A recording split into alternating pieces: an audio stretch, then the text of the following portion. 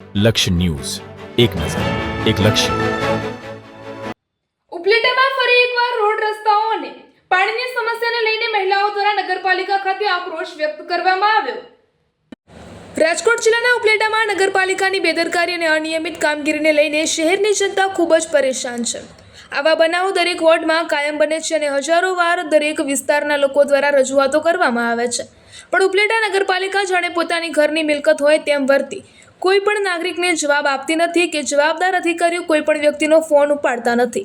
હાલ ચોમાસાની ઋતુ શરૂ હોય અને અનેક જગ્યાએ અને અનેક વિસ્તારોમાં રોડ રસ્તા અને પાણીની સમસ્યાને લઈને લોકો ખૂબ જ પરેશાની ભોગવી રહ્યા છે. ત્યારે ફરી એકવાર ઉપલેટા શહેરના વોર્ડ નંબર 4ના રહીશો દ્વારા પીવાના પાણી અને રોડ રસ્તાને લઈને ઉપલેટા નગરપાલિકા ખાતે મહિલાઓ સહિત હલ્લાબોલ કરી આક્રોશ ઠાલવ્યો હતો અને જવાબદાર તંત્રને તાત્કાલિક ધોરણે તમામ સમસ્યાનો હલ કરવા રજૂઆતો કરી હતી. રિપોર્ટર અર્શીભાઈ આહિર, ઉપલેટા. હાલો, મારું નામ ઉષા બારિયા છે. હું અશોક વાટિકા સોસાયટી વોર્ડ નંબર 7માં રહું છું.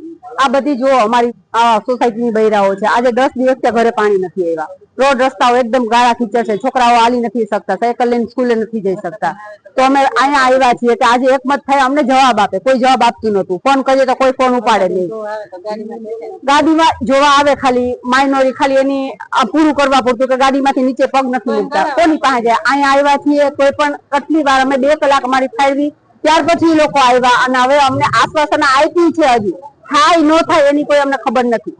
એટલે આગળ અમે સરકારની માંગ કરીએ કે આગળ તમે આવી રીતના જે પબ્લિક આમ જનતા છે એની માંગ લ્યો તમે.